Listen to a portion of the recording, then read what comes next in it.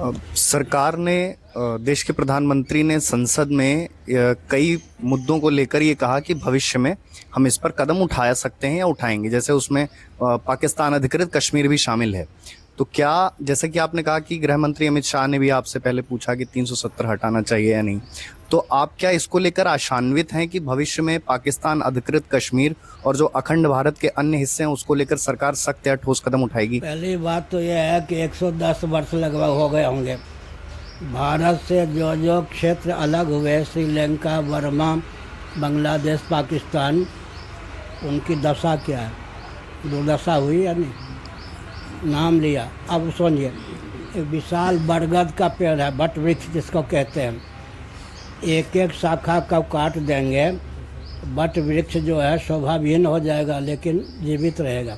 और जो शाखा कट गई वो तो सूखेगी। ध्यान गया? जो हमसे अलग हुए वो तो चकनाचूर हो ही गए, उनके कारण हम दुर्बल हो गए।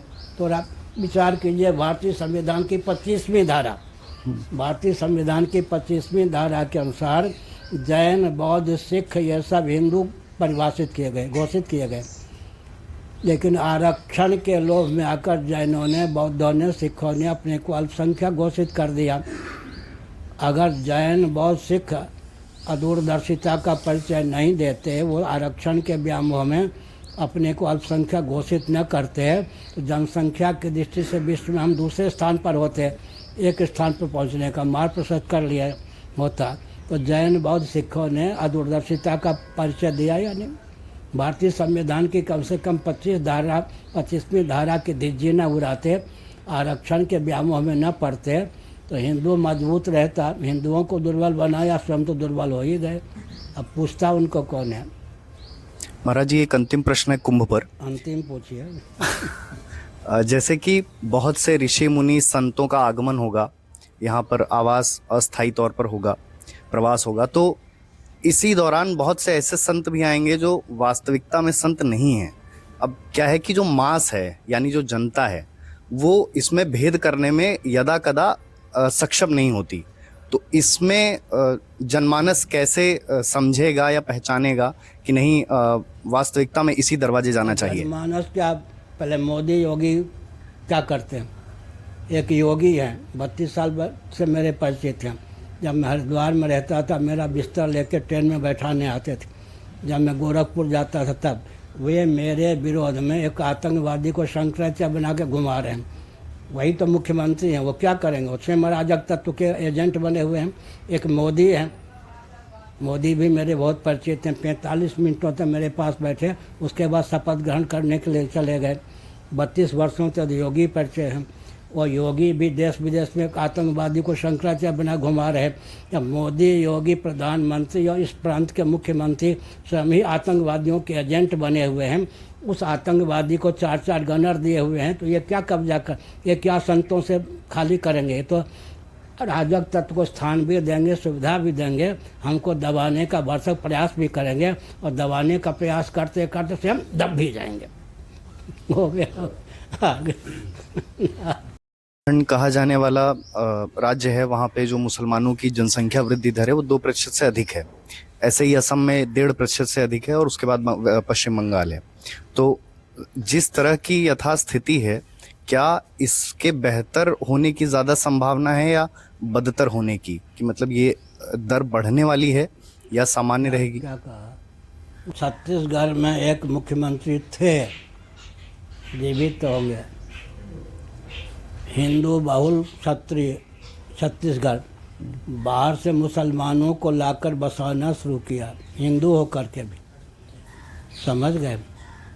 तो अदूरदर्शिता की पराकाष्ठा है, यही हम कहेंगे। जितने भौतिकवादी होते हैं,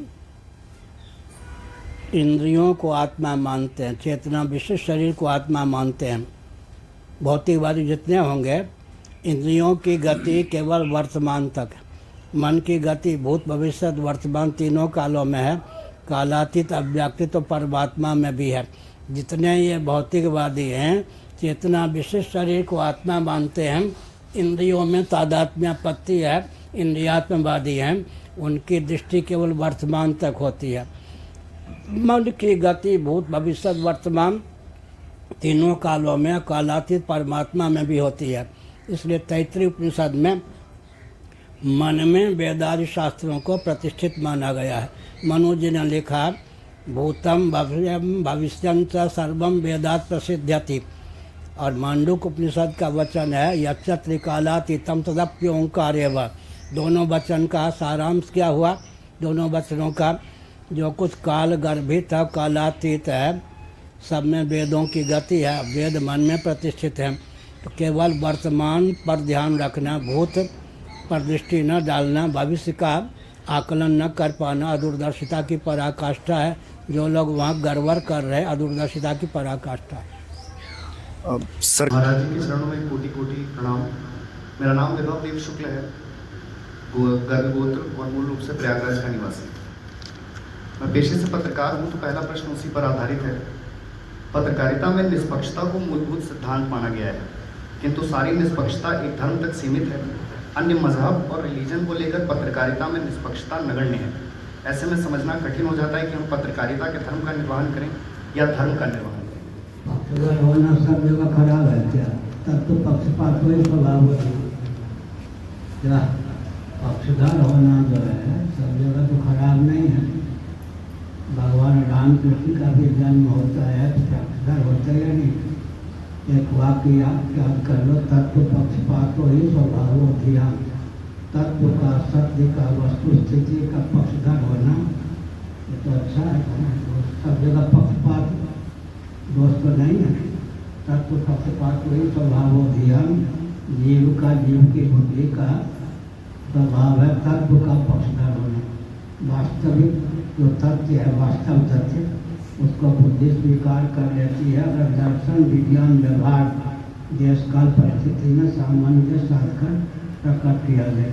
भगवान रामकृष्ण का भी अवतार हो रहा है, पक्ष तो लेते नहीं। भाई भी संपन्न व्यक्ति का पक्ष तो लेंगे, लेकिन जो विपक्ष में होता है उसके भी हित का मार्ग पसंद करेंगे। वैरी हो राम गराई करेगा, अहित कृष्ण का ना चाहे, लेकिन पक्ष तो भी संपन्न व्यक्ति का लेंगे। शराबी कबाबी का जो पक्ष हो जाएंगे।